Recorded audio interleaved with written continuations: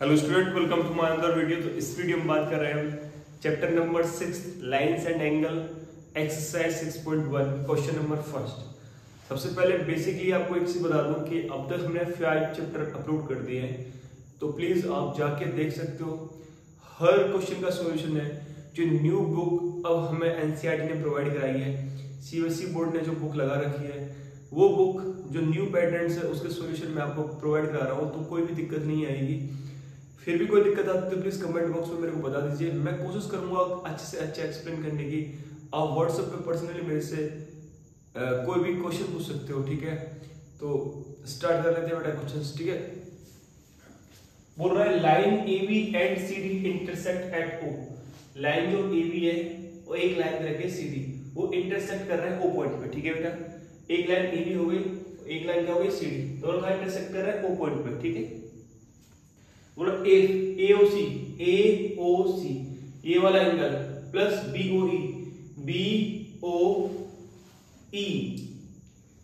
देखो यहाँ कुछ मिसिंग है, ये इस तरीके से होगा, ठीक है।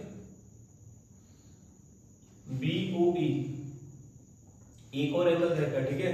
ये दोनों का सर कितना बेटा 70 डिग्री है, ठीक है। तो और वो बोल रहा है BOD इक्वल टू 40 डिग्री है, क्योंकि BOD ये कितना रखा बेटा इसने 40 डिग्री, ठीक है। तो बोल रहा है फाइंड करो BOE कहां है। BOE ये वाला सेपरेट एंगल पूछ रहा है वो, ठीक है। और एंगल COE यानी कि COE का रिफ्लेक्स एंगल पूछ रहा है। तो रिफ्लेक्स एंगल समझ लो, जब भी वो क्वेश्चन में आपसे रिफ्लेक्स एंगल पूछे तो COE या फिर कोई भी एंगल पूछे XYZ, उस एंगल को निकाल लो एंड निकालने के बाद उस एंगल को 360 से क्या कर दो, सब्सट्रैक्ट कर दो, रिफ्लेक्स आ जाएगा उसका, ठीक है। कैसे कर रहा है बेटा, सॉल्यूशन देखो। सबसे पहले जो गिवन दे रखा है वो लिखना है बेटा। गिवन डायग्राम कंपल्सरी होता है बेटा, डायग्राम जरूर बनाना। लाइन देखिए, line AB and CD intersect at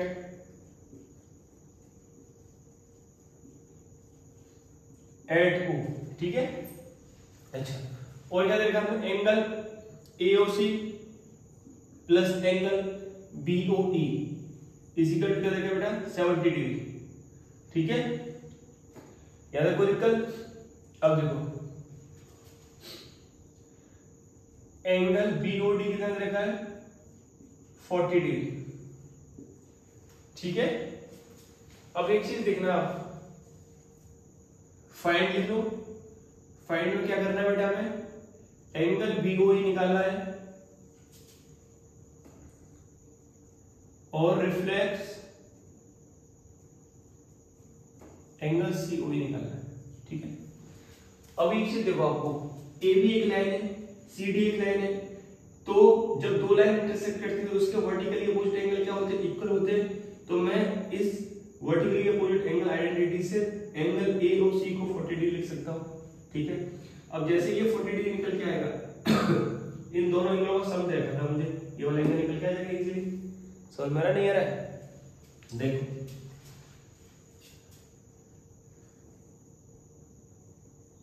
AB and CD are two lines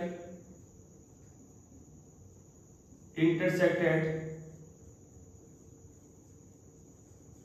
O, hence इसीलिए बेटा angle AOC is equal to angle BOD, ठीक है। therefore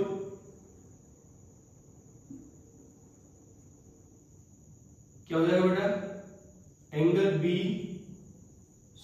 BOD तो दे रखा था ना 40 degree, angle AOC is equal to क्या हो जाएगा बेटा 40 डिग्री, ठीक है। यहाँ तक समझ में आ गया, क्लियर, कोई दिक्कत नहीं, क्योंकि ये हमें दे रखा है। तो वर्टिकली अपोजिट एंगल है, तो वर्टिकली अपोजिट एंगल हमेशा इक्वल रहते हैं, तो ये 40 डिग्री का।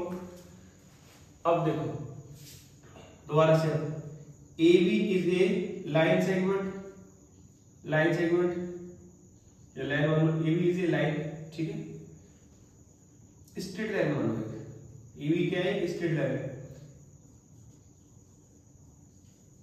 स्ट्रेट बेटा स्ट्रेट लाइन, ठीक है।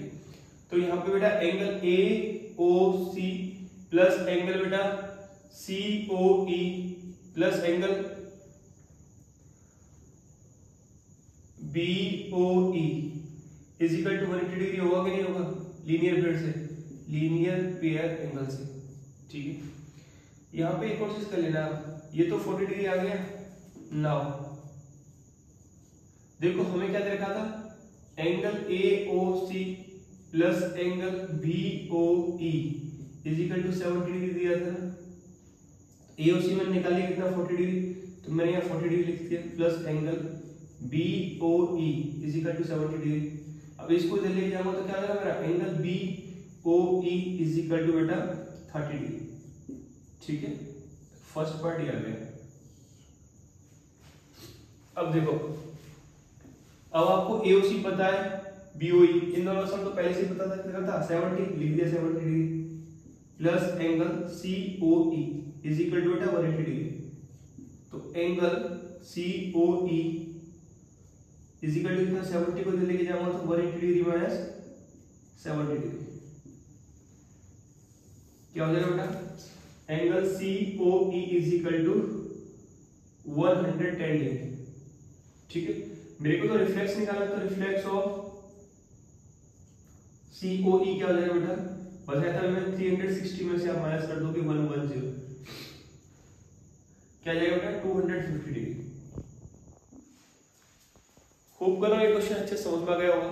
देखो हमने जो किया है इस क्वेश्चन में, हमें दो लाइन रखी है, जब भी दो लाइन इंटरसेक्ट करती है तो उनकी जो अपोजिट एंगल होते हैं वो वर्टिकली अपोजिट एंगल होता है, एंड वर्टिकली अपोजिट एंगल क्या होता है बेटा, हमेशा इक्वल रहते हैं, समझ में आया, इसी को ध्यान रखना, वर्टिकली अपोजिट एंगल हमेशा इक्वल रहते हैं। अच्छा, उसी तरीके से मैंने, जब मेरे को BOD गिवन दे रखा है 40 डिग्री, तो मेरा AOC कितना हो जाएगा, ये भी 40 डिग्री हो जाएगा, ठीक है। यहाँ पे जो लिखा हमने, ठीक है, यहाँ पे आप ब्रैकेट में डाल देते हो वर्टिकली अपोजिट एंगल, कंडीशन लिख सकते हो, ठीक है। अब देखो हमको ये दे रखा था, इसमें गिवन में देखो, गिवन देखो यहाँ पे एंगल AOC प्लस BOE, यानी कि AOC प्लस BOE, इन दोनों का सम 70 डिग्री दे रखा था। अब मेरे को जब AOC पता चलेगा कितना 40 डिग्री है, तो मैं BOE इजीली निकाल सकता हूँ, ठीक है। तो मैंने क्या करा, यहाँ पे वैल्यू पुट कर दी किसकी, AOC की।